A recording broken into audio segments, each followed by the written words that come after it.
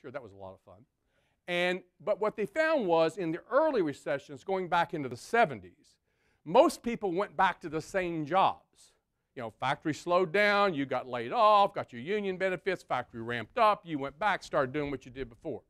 Increasingly, as we move from recession to recession, and certainly the prediction is in this great recession, fewer and fewer people will be able to go back to the same jobs, either because A, those jobs no longer exist, or B, they've been restructured in a way they no longer have the knowledge and skills they need and necessary to fill the jobs. That puts I heard that, you know, urgency. People need jobs.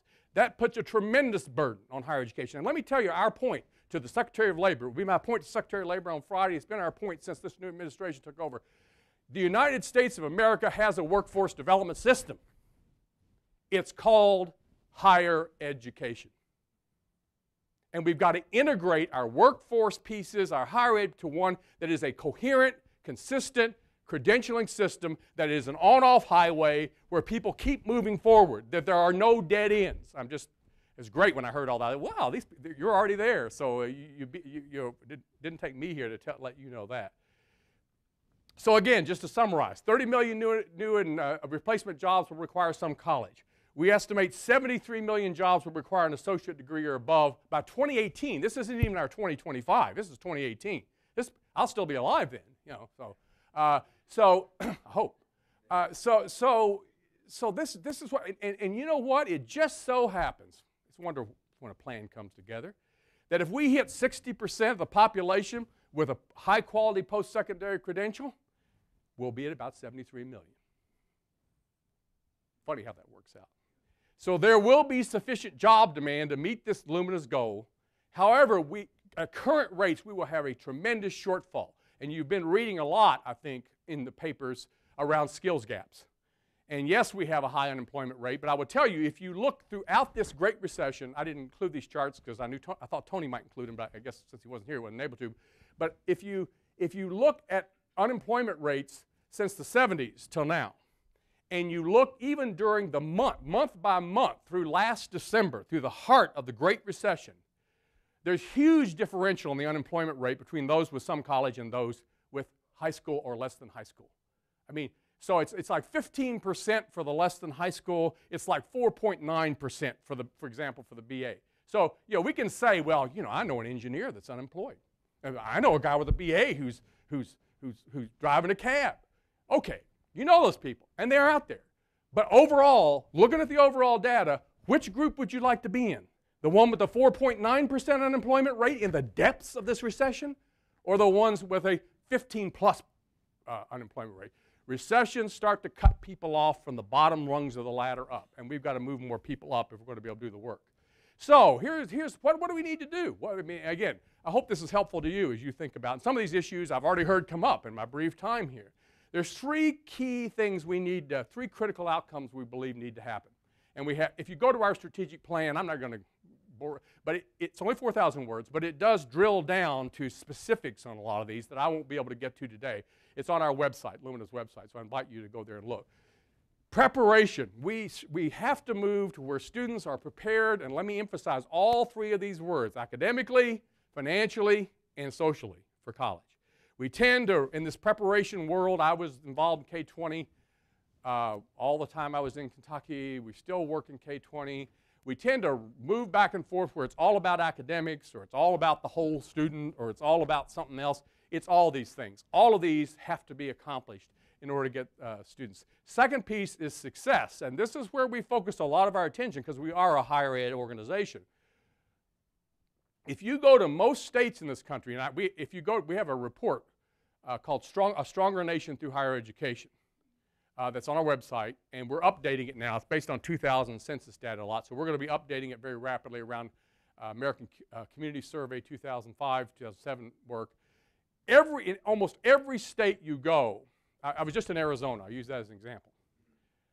There are more people in the state of Arizona, who, by the way, is giving California a run for its money to have the most fast collapsing economy in the country.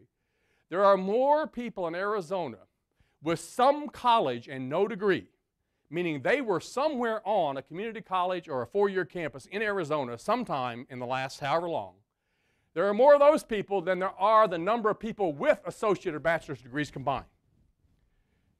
And that's true in state after state. What does that mean? It means we don't just have a high school dropout problem. We've got a college stopout problem. And we've got to fix that. I know that's what you're talking about here. And lastly, and this is where we have our most interesting conversations with our colleagues in higher education. Here's Lumina's point on being more productive as a system. And someone mentioned resources, and we've got to think about how to redirect resources. But it's not just about more resources and new resources. It's about rethinking our business model and redirecting how we use our resources and becoming more efficient and effective. Our point is this. We can't get to this big goal. America cannot succeed. First point. It's a sentence with a subjunctive clause, so it's hard to message in public, right? It's a complex sentence. First part is, we can't get there if states keep balancing their budgets on the backs of higher education.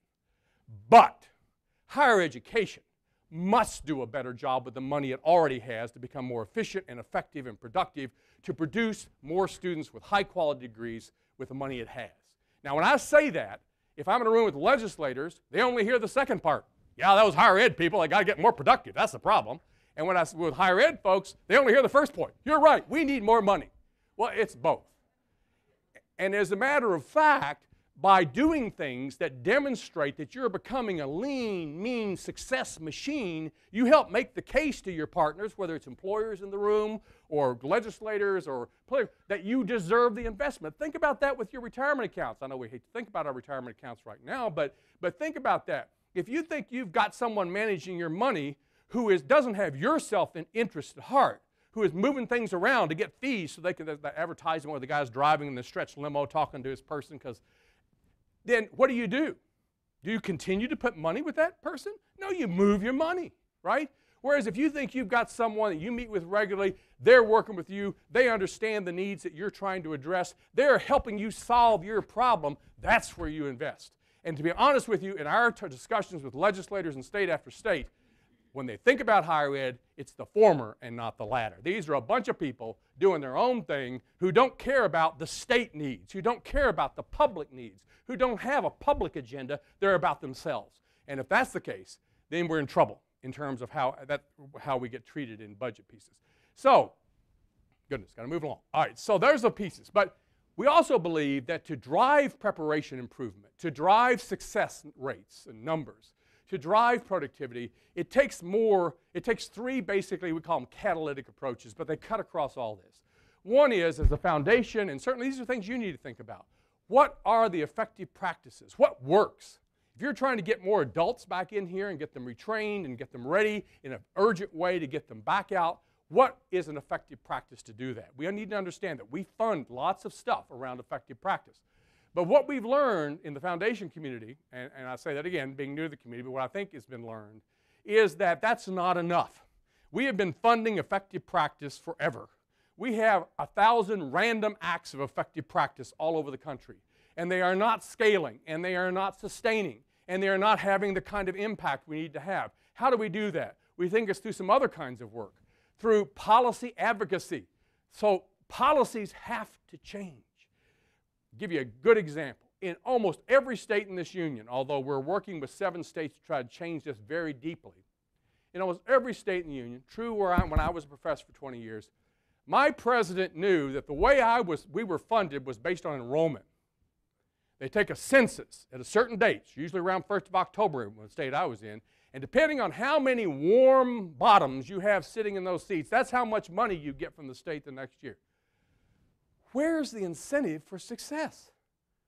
If I have a lot of students who, California community college system is going to turn away hundreds of thousands of students this year because they believe they can't afford to teach them. So they're all out there waiting. If I admit my students and I lose 5, in that system, who knows how many, if I lose tens of thousands of them between this October and next October, if I can replace them with 10,000 more who are all waiting out there, I get the same money.